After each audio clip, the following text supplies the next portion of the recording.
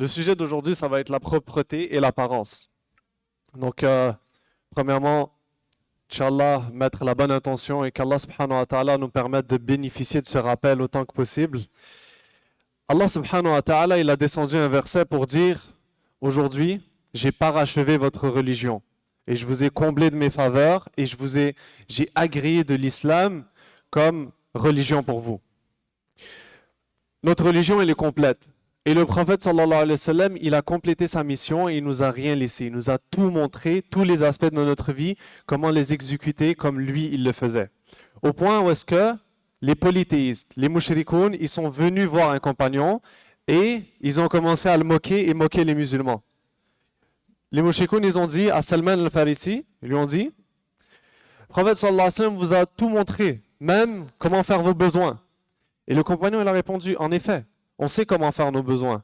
Le prophète sallallahu alayhi wa sallam nous a dit, ne vous mettez pas face à la qibla, n'utilisez pas votre main droite. On sait ce que le prophète sallallahu alayhi wa sallam faisait dans tous les aspects de sa vie. Comment il dormait, comment il mangeait. C'était un commerçant, on sait c'était quoi son comportement, son caractère dans ses interactions. Et on sait aussi, par rapport au sujet d'aujourd'hui, qu'il aimait la propreté et il aimait soigner son apparence. La propreté, c'est super important dans notre religion. Très, très, très, très important. En fait, les actes d'adoration sont valides seulement si on est propre. Par exemple, la prière. La prière, si tu n'as pas ton wudu, elle n'est pas acceptée. La prière, si l'endroit où est-ce que tu es, il est sale, elle n'est pas acceptée. Si les vêtements que tu portes ne sont pas purs, ne sont pas propres, la prière n'est pas acceptée. Alors, c'est quelque chose qu'on... parfois, on n'y pense pas, mais la propreté, subhanallah, c'est vraiment important dans la religion. Et pour illustrer le propos, un jour, le prophète sallallahu alayhi wa sallam était avec les compagnons et il est passé à côté de deux tombes. Et ces deux individus-là étaient en train de se faire punir, châtier dans la tombe, et qu'Allah nous en préserve. Et chacun avait une raison pourquoi est-ce qu'il se faisait punir dans la tombe. Moi, je vais me concentrer sur l'un d'entre eux. Le prophète sallallahu alayhi wa sallam, il dit à ses compagnons, il se fait punir à cause que quand il sortait de la salle de bain, quand il allait faire ses besoins, il ne se lavait pas. Il ne se lavait pas de son urine. Et il a dit, subhanallah, ce n'est pas une grande chose, mais qui a des conséquences énormes. Pourquoi? Parce que je viens de le dire. Tu ne te laves pas de ton urine, ça veut dire que ta prière, elle n'est pas valide. Celui qui sort de la salle de bain sans se soucier de s'il y a de l'urine sur ses vêtements ou non, c'est quelqu'un qui ne se soucie pas de sa prière. Et ça, c'est un grand problème.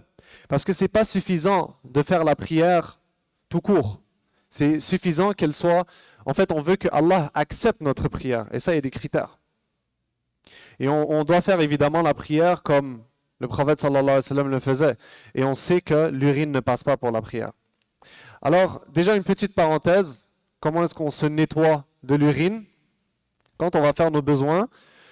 La sortie de l'urine, l'orifice, ça on peut l'essuyer avec du papier, des feuilles, des roches. Pas besoin d'utiliser de l'eau. Mais le fait d'utiliser de l'eau, c'est une sunna mu'akkada. Après, si jamais je vais faire mes besoins et j'ai une trace d'urine ou d'excréments sur mes habits, là c'est obligé que je nettoie mes habits avec de l'eau. Obligé. Il faut que je mette de l'eau dessus, que l'eau elle coule, et c'est ça, que je purifie mes vêtements. Sinon la prière n'est pas acceptée.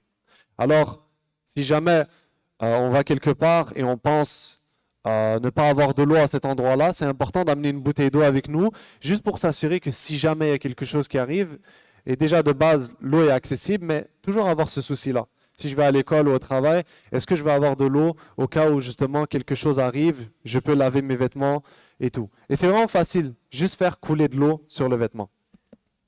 Et la propreté, ça ne se limite pas juste à se nettoyer soi-même ou nettoyer ses vêtements. C'est aussi, par exemple, on va quelque part, on prend un chemin. Si jamais il y a quelque chose sur le chemin que cette chose-là n'a pas sa place sur le chemin, on la nettoie. Et avec l'intention de nettoyer la route, le prophète sallallahu alayhi wa sallam nous dit que c'est une sadaqa, qu'on a une récompense pour ça. Puis, Allah subhanahu wa ta'ala, il aime la propreté. Et il est dit dans le Coran, dans Surat al-Baqarah, Allah aime ceux qui se repentent et il aime ceux qui se purifient. Et des caractéristiques du croyant, c'est qu'il aime ce que Allah subhanahu wa ta'ala il aime et il déteste ce que Allah subhanahu wa ta'ala il déteste. Donc nous, on devrait appliquer ça. Si Allah subhanahu wa ta'ala aime ceux qui sont propres, on sait que Allah subhanahu wa ta'ala nous regarde et il est avec nous partout où on est. Donc il faut toujours s'assurer, pour plaire à notre Seigneur, qu'on est toujours propre et qu'on sente toujours bon.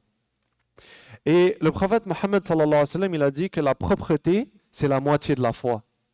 C'est la moitié de la foi. Évidemment parce que, comme j'ai dit, pour que les actes d'adoration soient acceptés, il faut qu'on soit propre.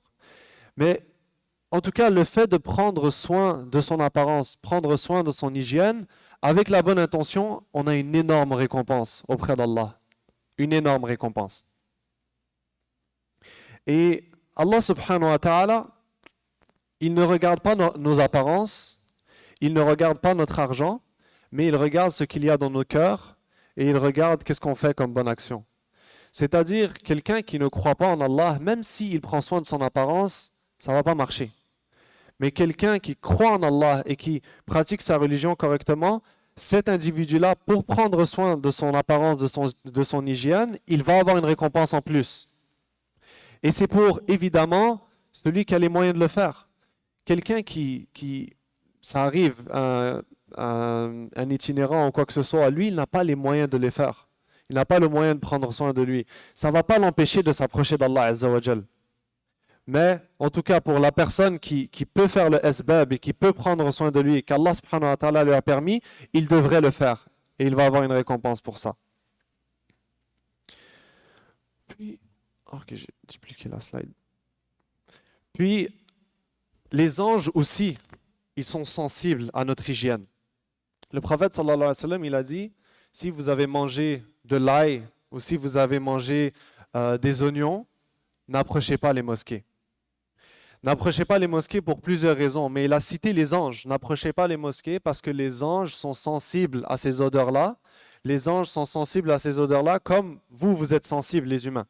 Les anges sont purs, ils sont faits de lumière et ils aiment ce qui est propre et ce qui est pur.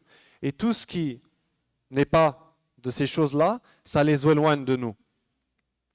Et la compagnie des anges, elle est indispensable. Elle est indispensable sur terre et dans l'au-delà. Les anges déjà de base, ils nous aiment. Donc c'est bien d'être en leur compagnie. Les anges, ils nous aiment. Les anges, quand Allah subhanahu wa ta'ala il a dit prosternez-vous à Adam, ils l'ont fait. Ils n'avaient aucun problème. Les anges, ils veulent notre bien. Et comme le shaitan, il nous inspire des fois à faire du mal, les anges nous inspirent à faire du bien des fois. Subhanallah. Et les anges, évidemment, ils chassent les diables. Quand ils sont en notre présence, il ne peut pas y avoir un ange à côté de nous et un diable en même temps. Les diables, ils ont peur des anges, ils fuient. Et les anges sont synonymes de tranquillité et sérénité. Quand Allah subhanahu wa ta'ala permet à un être humain, on ne le voit pas, mais ça se passe réellement. Quand Allah subhanahu wa ta'ala permet à un être humain d'avoir des anges autour de lui, cet individu va être plus tranquille, plus serein dans sa vie. Et Allah subhanahu wa ta'ala, il descend les anges sur ses croyants, sur ses serviteurs. À plusieurs endroits dans le Coran, à quel moment il descend les anges? On le voit quand les compagnons, par exemple, ils étaient en guerre et qu'ils étaient en difficulté. Allah subhanahu wa ta'ala, il a descendu les anges et c'était une tranquillité, une sérénité. Et puis dernier point, le croyant, avant de quitter ce monde, Allah subhanahu wa ta'ala, il va descendre les anges sur lui, avant qu'il meure.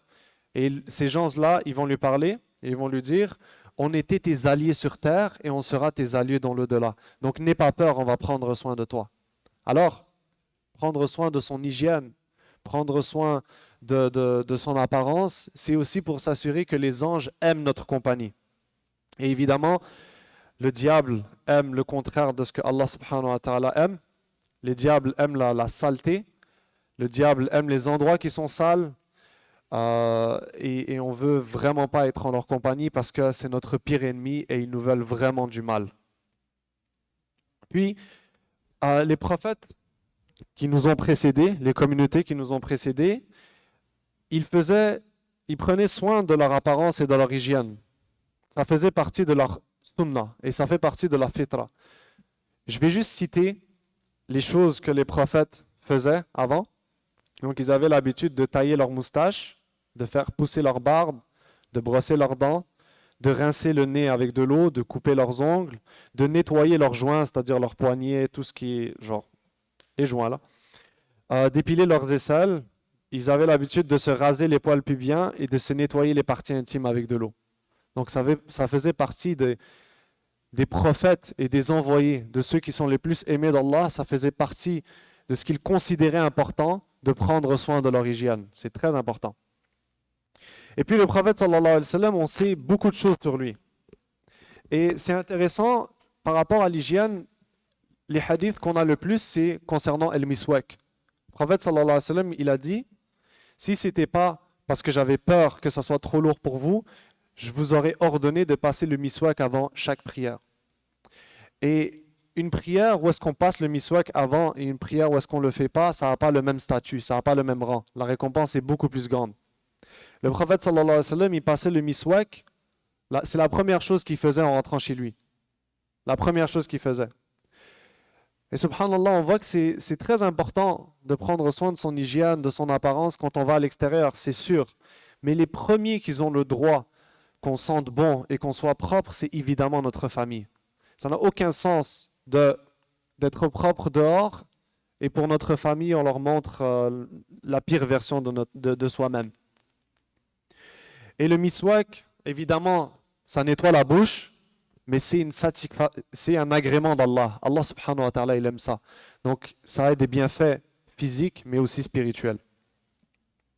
Et puis le prophète sallallahu alayhi wa sallam, on sait qu'il aimait le parfum, il aimait les bonnes odeurs, et il nous a dit aussi de nettoyer à l'intérieur de chez nous, s'assurer que c'est propre, mais aussi à l'extérieur de chez nous. Et c'est très important pour nous de montrer une bonne image, de montrer une bonne image à nos voisins, de s'assurer que notre maison est toujours propre de l'extérieur comme à l'intérieur.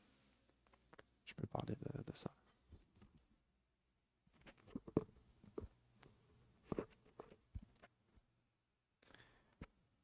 Donc, pour continuer là-dessus, l'hygiène, la propreté, c'est aussi un devoir qu'on a envers notre communauté. Parce que quand tu vas voir quelqu'un, en fait, quand tu vois, tu sens quelqu'un, que tu vois quelqu'un qui prend pas soin de lui, tu vas avoir du mal à lui dire. Tu vas avoir du mal, tu vas avoir honte de lui dire. Donc, c'est à qui de savoir? En fait, c'est à chacun entre de nous-mêmes de savoir qu'on doit prendre soin de nous pour ne pas avoir à laisser aux autres de le faire. Toi, tu vas pas aller voir cette personne, tu lui dis non, il pue, ou lui, ça, tu vas avoir honte, c'est normal. Donc, c'est à nous-mêmes de le faire. Comme le prophète alayhi salatu wassalam, il disait, il dit, quelqu'un qui a mangé de l'ail, qui n'approche pas les mosquées. Si tu sais, par exemple, que tu sens pas bon, allez, lave-toi, prends ton temps chez toi, après ça, tu y vas. Comme chacun c'est un devoir qu'on a entre chacun de nous. Parce qu'après, imagine, tu arrives en prière, puis la personne, elle est, je sais pas, subhanallah, elle peut être déconcentrée par rapport à côté de toi parce que elle sent quelque chose ou bien elle a été déconcentrée par quelque chose qu'elle a vu. C'est, en fait, tu es en train d'empiéter sur son droit, elle, qu'elle est dans un endroit, la maison d'Allah, et qu'elle est en train de vouloir prier, d'avoir avec du khushu', et que ça peut, subhanallah, la déconcentrer à cause de ça. Tu es en train d'empiéter sur son droit qu'elle a ici, sa tranquillité. Comme on disait, c'est d'offenser les enfants d'Adam, c'est ça aussi. Donc, il faut prendre soin de nous faut prendre soin de nous pour que les autres, Inch'Allah, ils n'aient pas à le faire, à nous dire de le faire.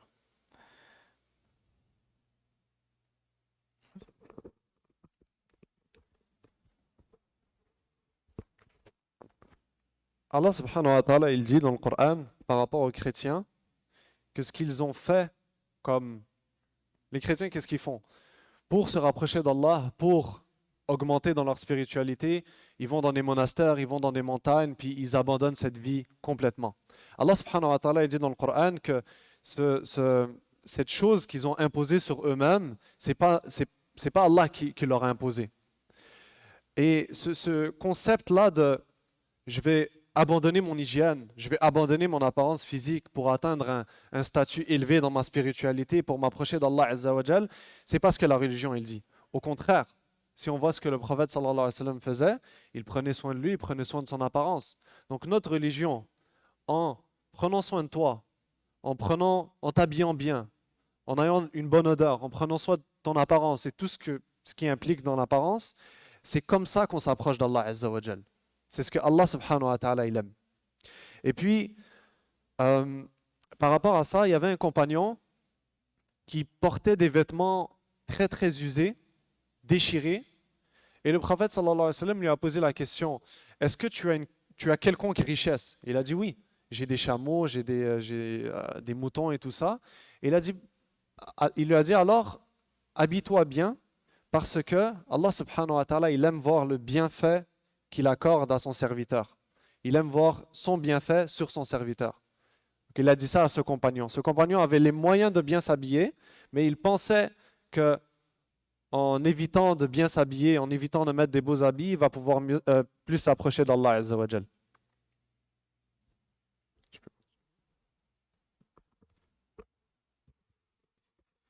Donc maintenant, on va parler beaucoup plus de la partie apparence, donc de comment est-ce qu'on doit soigner notre apparence, pourquoi est-ce que c'est important. Et pour commencer, je vais vous lire un petit hadith et on va en discuter après.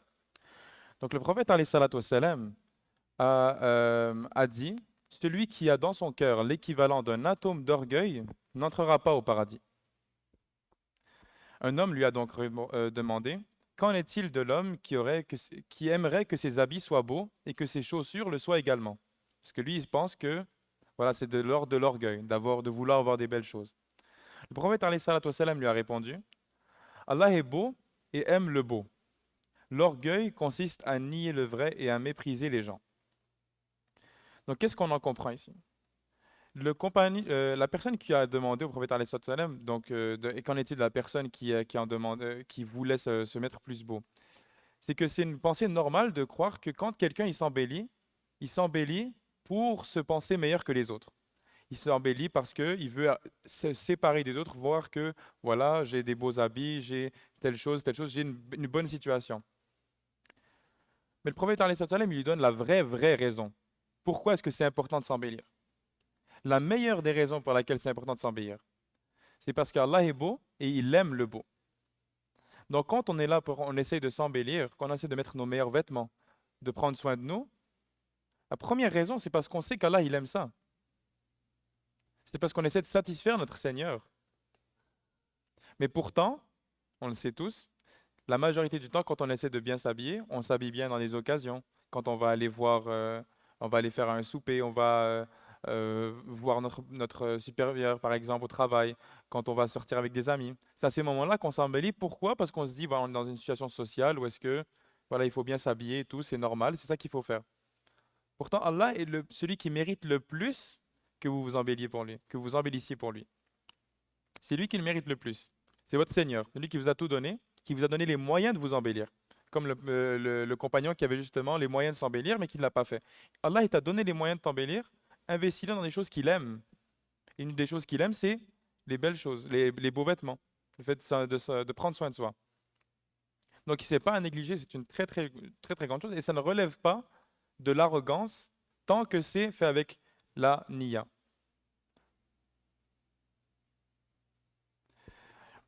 On va aussi en discuter parce que c'est un autre aspect très important, c'est que même au-delà du fait de la religion, c'est aussi des choses qui sont importantes dans la vie d'ici-bas. Par exemple, dans le travail, quelqu'un qui n'a pas une bonne apparence, qui va au travail avec de mauvais vêtements, non, il y a des standards. Quand tu vas par exemple travailler, je sais pas moi, chez Hugo Boss, tu dois porter des beaux vêtements. Quand tu vas travailler là, tous les travails, ils ont un minimum. Tu ne peux pas arriver là-bas avec n'importe quoi. Donc ça, c'est normal. Il faut avoir un minimum pour pouvoir aller par exemple, travailler. Peut-être aussi pour plaire à quelqu'un, comme à une femme, par exemple, si on va pour se marier ou si on est déjà marié. Donc il y a des affaires d'ici-bas qui sont importantes et qui peuvent impacter notre vie. Et l'inverse peut être aussi très vrai. C'est-à-dire que, par exemple, quelqu'un qui n'a pas une bonne apparence, qui n'a pas une bonne hygiène, il peut perdre son travail. On entend des histoires, des fois. Moi, j'ai entendu une histoire de quelqu'un, subhanallah, en fait, les gens autour de lui trouvaient qu'il avait une telle odeur qu'ils ne pouvaient pas s'approcher de lui. Tellement ils ne pouvaient pas s'approcher. C'était trop. Et donc, au travail, c'est impossible. Tu peux pas être, faut communiquer avec les gens, faut faut communiquer avec des clients, faut communiquer avec tes collègues, des trucs comme ça. Bah, tu peux pas avoir ce genre d'hygiène-là, ce genre d'apparence-là, dans ce genre de contexte. Donc, c'est important aussi dans ce genre de choses-là. C'est aussi important, par exemple, dans le contexte par exemple, un mariage. Il y a des mariages au complet qui peuvent se détruire parce que il y a une trop grosse différence entre les standards d'hygiène ou d'apparence d'une personne. Par exemple, si quelqu'un qui a l'habitude de, je sais pas, moi, il rentre, il va pas laver ses vêtements, il fout tout sur son lit, il fout tout n'importe où, ben, la personne, l'autre qui a des standards plus élevés, qui voilà, avait l'habitude de vivre dans un endroit organisé, propre, tout ça, ben, c'est un choc. C'est un choc. Donc faut déjà considérer ce genre de choses-là le plus tôt possible. Se rappeler que les anges, ils aiment la propreté, ils aiment l'organisation. Et donc, ces genres de choses-là peuvent nous éviter des grands, grands problèmes plus tard, Inch'Allah. Donc, comme je disais justement, c'est ça. Donc, la propreté, par exemple, dans le mariage, c'est quelque chose de très, très important. Il y a énormément, énormément de problèmes, surtout maintenant. Il y a des jeunes, subhanallah, qui se marient très jeunes. Ils n'ont pas eu le temps encore de vivre cette transition de prendre soin de leur environnement, de prendre soin d'eux-mêmes. Donc, ils arrivent dans un nouvel environnement, ils ne savent pas comment se comporter par là-dedans. Ils ont complètement, ils ne se comprennent pas entre eux, et puis finalement, ça peut exploser après. Et la beauté dans la prière. Donc, un verset du Coran, je vais vous le lire maintenant ici. Ô enfants d'Adam, dans chaque lieu de salat, portez votre, portez votre parure et mangez et buvez et ne commettez pas d'excès, car Dieu n'aime pas ceux qui commettent des excès. Donc, qu'est-ce qu'il a dit? C'est qu'Allah, il ordonne aux enfants d'Adam, il leur dit, en chaque lieu de prière, portez vos meilleurs habits. Sans excès, bien sûr, parce qu'il parle après de l'excès, mais il dit, portez vos meilleurs habits. Taïb, quand on y pense, là, quand je disais tout à l'heure, qu'on disait, quand est-ce qu'on met nos meilleurs habits, non, en vrai? C'est quand on va aller, par exemple, dans une soirée, quand on va aller faire un souper, quand on va travailler. C'est là qu'on va se mettre le plus beau. Mais des fois, subhanallah, quand on est à la maison, on se dit, il n'y a personne qui nous regarde, voilà, on va aller prier. On met, allez, le vieux jogging du fond de tiroir, un vieux t-shirt par-ci, par-là. On n'y pense pas trop, tu vois. Pourtant, voilà, tu es en train de faire le, la rencontre la plus importante de ta journée, c'est celle-là. C'est ta rencontre avec ton Seigneur, qui arrive 5 fois par jour minimum. Mais quand toi, c'est ta rencontre avec le superviseur, quand c'est ta rencontre avec quelqu'un d'autre, avec tes amis, là, tu penses beaucoup à ton apparence. Tu penses, tu te soignes, tu vas te passer 30 minutes devant la toilette, des trucs comme ça. Mais pourtant, comme j'ai dit, c'est le plus important des meetings que tu vas avoir de la journée. Le plus importante rencontre, c'est celle-là. Donc normalement, c'est elle que tu vas mettre le plus d'efforts. C'est elle qui va avoir la plus grande récompense d'avoir mis autant d'efforts là-dedans. Mais on s'en rend pas compte, mais c'est pas ce qu'on fait. Il faut essayer de mettre beaucoup plus d'importance dans cette chose-là. Parce que c'est de plus en plus oublié. Et finalement, la da'wah, comment est-ce qu'on peut appeler les gens à l'islam, des gens qui ne sont pas déjà musulmans, avec une mauvaise apparence, avec une mauvaise hygiène? On ne peut pas. Les gens, ce qu'ils voient, c'est la face, c'est les apparences. On est des humains, on est une bête visuelle. Donc quelqu'un qui vient nous appeler à quelque chose, mais il est habillé n'importe comment, il sent pas bon, ça se voit qu'il prend pas soin de lui. Qu'est-ce que tu vas dire, qu'est-ce que tu vas me dire qui va m'aider moi dans ma vie? T'as vu, j'ai vu moi, t'as vu, je suis bien habillé, tranquille comme ça. Mais lui, il arrive, il est comme ça, ça se voit que c'est n'importe quoi sa vie. Il vient, il va me parler, il va commencer à me donner des conseils. Tu vas pas l'écouter, c'est normal. Mais donc il faut faire attention à ça parce que si chaque jour, on peut arriver avec une bonne apparence, avec une bonne hygiène, et si on a la meilleure des hygiènes, la meilleure des apparences, ça se trouve, peut-être quelqu'un il va te demander un jour, pourquoi est-ce que tu prends autant soin de toi? Comment tu prends autant de soin de toi? Pourquoi est-ce que... Et il va t'admirer, genre comment est-ce que ça se fait? Finalement, quand tu vas arriver, tu vas lui dire, bah, c'est pour Allah. C'est parce que les anges ils aiment la propreté, c'est parce qu'Allah il aime la propreté, c'est parce qu'Allah il aime la beauté. Tu vois, ce genre de raisons nobles, c'est pas des raisons de voilà parce que je veux plaire aux gens. Parce qu'il veut plaire à Allah, il veut plaire à son Seigneur. Et ça, tu vois, c'est quelque chose peut-être qui va lui faire réfléchir. Parce qu'il faut penser, des fois, les gens qui ne sont pas dans l'islam, en fait, ils vont pas comprendre les mêmes choses que nous, on comprend. Ils comprennent des choses qui sont universelles dans leur société. Par exemple, justement, la beauté. Tout le monde aime les choses belles. Ça, c'est normal. Tout le monde aime la propreté. Personne n'aime être à côté de quelqu'un qui sent pas bon. Tout le monde aime les choses qui sentent bon. Ça, c'est normal. Et donc ça, ils vont le comprendre. Mais ils vont dire, ouais, finalement, c'est ça qui appelle à l'islam, c'est ça l'islam. L'islam, elle appelle à la propreté, elle appelle à la beauté. Alors peut-être qu'ils avaient d'autres préjugés qui étaient, subhanallah, bien pires. Peut-être que finalement, tu vas arriver à ramener quelqu'un à l'islam comme ça, juste par ce genre de comportement, ce genre de manière-là.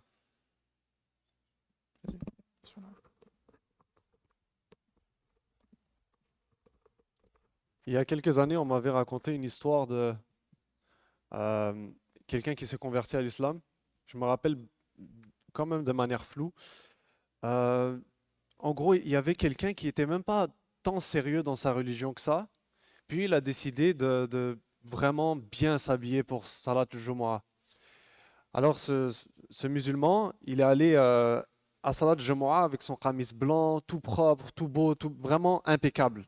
Et quelqu'un sur la route l'a vu et il a demandé, tu vas où tout simplement? Et ça a donné qu'ils ont discuté, discuté, et cette personne-là, avec qui il parlait, a accepté l'islam. Donc, la propreté, ça peut vraiment aller loin. Et surtout pour les gens qui ont l'intention de faire da'wah, qui ont l'intention de suivre les pas du prophète Mohammed sallallahu alayhi wa sallam et de vouloir transmettre l'islam, la religion, la foi au reste de l'humanité. C'est trop important de prendre soin de son hygiène. Et on a vu que l'hygiène, c'est la moitié de la foi.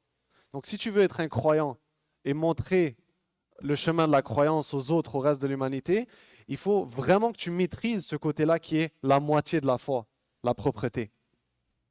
Puis, encore une fois, pour ceux qui ont l'intention de transmettre la religion non seulement aux non-musulmans, mais aux musulmans en tant que tels, par exemple, tu veux appliquer le hadith, le meilleur d'entre vous, c'est celui qui apprend le Coran et le transmet. On a par exemple des compagnons comme Abdullah ibn Abbas, où est-ce que lui, quand il allait transmettre le Coran ou allait transmettre des hadiths, qu'est-ce qu'il faisait? Il prenait sa douche avant et il mettait ses plus beaux habits pour aller enseigner, subhanallah.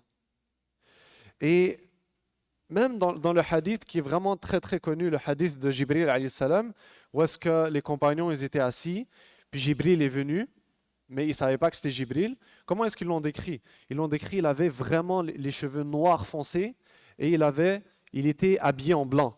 Et c'était un voyageur et il était impeccable, tout propre. Personne ne le connaissait, donc ils ont pensé que c'était un voyageur. Mais c'était Jibril alayhi salam. Il est venu impeccable.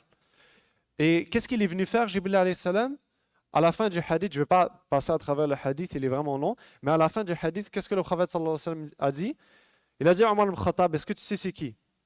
Omar ibn Khattab, il a dit, Allah et son messager le savent, je ne sais pas.